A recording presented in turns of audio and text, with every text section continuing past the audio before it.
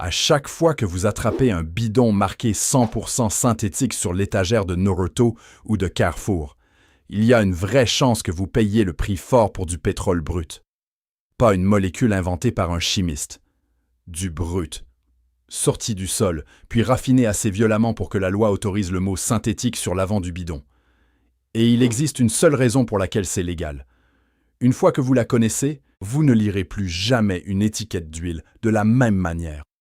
Restez avec moi jusqu'au bout, parce que dans les prochaines minutes, je vais vous montrer 6 marques qui s'appuient sur cette faille, et 3 qui refusent de jouer ce jeu. Le mot sur le devant est identique. Le liquide à l'intérieur n'a rien à voir. Et on commence par la marque qui a ouvert la faille en personne. Mais d'abord, une chose que vous devez comprendre, sinon le reste ne veut rien dire. La plupart des huiles étiquetées 100% synthèse, ce sont en réalité des bases minérales tirées du pétrole, traitées par hydrocraquage et hydroisomérisation jusqu'à devenir très pures. On appelle ça le groupe 3. Une vraie synthétique, c'est autre chose. C'est construit molécule par molécule, en laboratoire, à partir de gaz ou d'ester. C'est le groupe 4 et le groupe 5. Voilà pourquoi elles tiennent mieux la chaleur et s'évaporent moins. Et voici le détail que personne ne vous raconte. En 1999, Mobil a attaqué Castrol en l'accusant de vendre du brut raffiné sous l'appellation synthétique. Castrol a gagné. L'organisme américain de régulation de la publicité a tranché en sa faveur, estimant qu'une base minérale raffinée assez profondément pouvait porter le mot synthétique. Et c'est cette décision, exactement celle-là, qui fait que le mot ne veut presque plus rien dire aujourd'hui. Donc chaque huile de cette liste affronte une seule question. Brut raffiné ou vraie synthèse fabriquée en laboratoire? Laquelle se trouve vraiment dans le bidon? Numéro 6. Et on attaque fort. Castrol Edge, celle qui a tout déclenché. Je commence par l'entreprise qui a gagné l'arbitrage, parce que c'est la raison d'être de cette vidéo. Castrol est l'un des noms les plus respectés du rayon, et la gamme Edge est vendue comme leur synthétique haut de gamme. Mais la décision que Castrol a remportée en 1999, c'était justement une décision validant qu'une base de brut raffiné soit réétiquetée synthétique. Et ici, en France, au prix où part le bidon d'Edge, vous trouvez sur la même étagère des huiles construites sur une base réellement synthétique, ce qui rend le surcoût très difficile à justifier. Castrol n'est pas un poison. C'est simplement pas ce que la plupart des gens croient acheter. La marque qui a défini la catégorie bâtit sur la faille qu'il a vidée de son sens. Et honnêtement, si l'inventeur de l'astuce coupe ce coin-là, imaginez ce que les marques discount en font. Numéro 5. Manol, le mot premium collé sur une huile premier prix. Voilà la réponse. La force de Manol, c'est un tarif imbattable, parfois la moitié d'un grand nom, et un bidon qui affiche fièrement 100% synthétique. Mais à ce niveau de prix, la base reste très majoritairement du brut raffiné, du groupe 3, avec ce que la chimie permet de plus économique. L'huile passe les spécifications minimales, donc c'est légal, et oui, ça tournera. Le souci, c'est le paquet d'additifs, plus mince que chez les grands. Or, c'est l'additif qui protège quand le moteur travaille dur, en pleine chaleur, sur autoroute, en plein mois d'août. Pour à peu près le même prix, une huile de distributeur assume ce qu'elle est. Manol, elle, vous fait payer le mot et garde le budget chimie pour elle. Et là est le piège. Au moins, le tarif premier prix d'à côté est honnête sur son contenu. La suivante se cache derrière un nom que vous connaissez déjà très bien. Numéro 4. Shell Helix, la gamme synthétique d'en dessous. Celle-là devrait vous agacer, parce que la maison mère sait parfaitement faire mieux. Shell possède la gamme Helix Ultra, et cette Helix Ultra utilise un procédé qui transforme le gaz naturel en une base réellement avancée. Cette technologie existe en interne, dans la même entreprise, sur la même étagère. Et pourtant, les lignes synthétiques d'entrée, vendues elles aussi avec le mot synthèse, ne reçoivent pas cette base-là. Elles tournent sur de l'hydrocraquage classique. Donc quand on vous dit que c'est la même marque, donc la même huile, c'est faux. Shell a réservé sa meilleure chimie à un autre bidon, en espérant que vous ne vérifieriez pas. Retenez bien ce nom, Helix Ultra. Il revient tout en haut de cette liste, et pas par hasard. Numéro 3, et ici c'est l'étiquette elle-même qui ment. Les fausses synthèses déguisées en semi-synthèse premium, type Valvoline. Le mot sur le bidon fait le sale boulot à leur place. Beaucoup de marques vendent une semi-synthèse juste à côté de leur 100% synthèse. Bidon presque identique, prix plus doux. Les gens l'attrapent en croyant économiser sur la même huile. Sauf que la semi-synthèse est l'expression la plus maltraitée du rayon, parce que personne ne réglemente la proportion.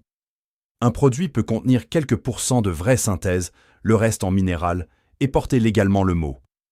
Donc l'économie que vous croyez faire, c'est en réalité l'économie que la marque a faite sur la base. Pas une remise qu'elle vous offre.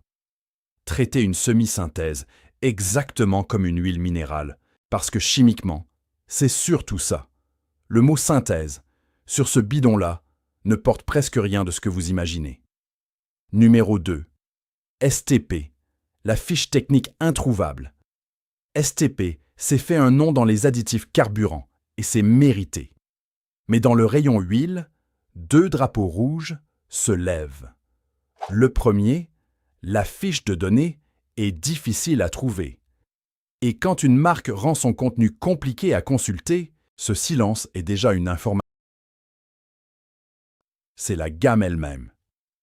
Les grades les plus fins, les plus modernes, ceux qu'exigent aujourd'hui beaucoup de moteurs récents, downsizés et turbocompressés, ce sont précisément ceux qui réclament soit une vraie synthèse, soit un raffinage de tout premier ordre pour tenir la route. Une gamme dite 100% synthétique qui peine à couvrir confortablement ces grades-là vous dit ce qu'il y a dessous, sans le formuler. Les marques tout en haut de cette liste publient leurs chiffres avec fierté.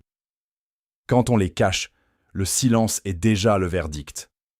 Numéro 1 des marques Evia EVE, Emva. Et celle-là pique vraiment. Eneos, le plus grand écart entre la promesse et le contenu. Parce que la marque est sincèrement bonne. Eneos est un nom japonais respecté, adoré des propriétaires de Toyota et de Honda, avec des formulations et des chiffres de volatilité solides. Alors, appliquez le test du début de cette vidéo. Réputation forte, prix premium, et pourtant une 100% synthétique, encore largement bâtie sur du brut raffiné de groupe 3. C'est l'écart le plus large de toute la liste. Pas la pire huile, loin de là, mais la plus grande distance entre ce qu'on vous promet sur l'avant et ce qui repose au fond du bidon. Une excellente marque qui joue quand même au même jeu d'étiquette que les discounts. Et c'est exactement cet écart qui la place ici. Voilà, 6 huiles, toutes appuyées sur la faille que Castrol a fait valider en 99.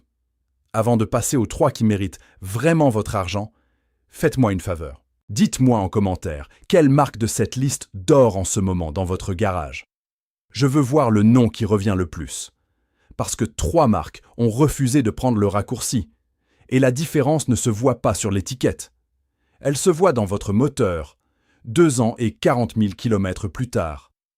Avant de les nommer, voici 3 tests que vous pouvez faire seul, en magasin, sans aucun matériel.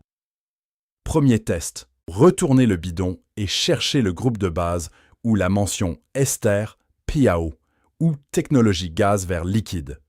Si la marque en est fière, elle l'écrit. Deuxième test, calculez le prix au litre réel, pas le prix du bidon. Un grand format trahit souvent la vraie valeur. Troisième test, cherchez la fiche technique et le chiffre de volatilité. Une vraie synthèse le publie. Une fausse l'enterre. Gardez ces 3 gestes en tête, parce que les 3 marques qui suivent les passent haut la main. Numéro 1 des bonnes, Shell Helix Ultra.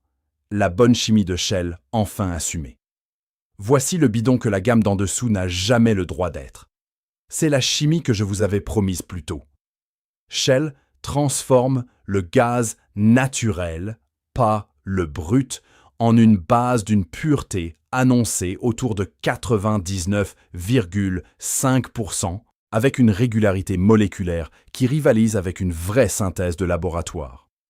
Shell publie des tests de propreté montrant que l'huile laisse les moteurs nettement sous la limite de dépôt tolérée par la norme.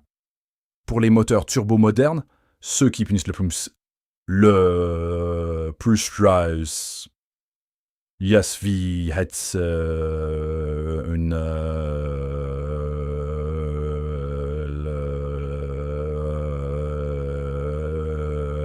c'est une protection réelle, à un prix posé juste à côté des imitateurs. Même entreprise que la gamme d'entrée, même étagère. Liquide complètement différent. Voilà à quoi ressemble la bonne chimie quand on décide enfin de s'en servir. Numéro 2. Liqui Moly Synth-Oil. Quand un Allemand dit synthèse, il le pense. Quand une marque allemande sérieuse écrit synthétique, elle a tendance à tenir parole. La gamme Synth-Oil est construite sur de la vraie synthèse de laboratoire, groupe 4 et groupe 5, et elle porte des homologations européennes plus exigeantes que le niveau de base sur lequel s'arrêtent la plupart des marques discount. Ce standard signifie qu'elle tient à haute température soutenue, exactement ce dont a besoin un turbo qui travaille. Comptez autour de 12 à 14 euros le litre, donc plus cher que les bidons à l'allure sportive vendus dans la première moitié de cette vidéo.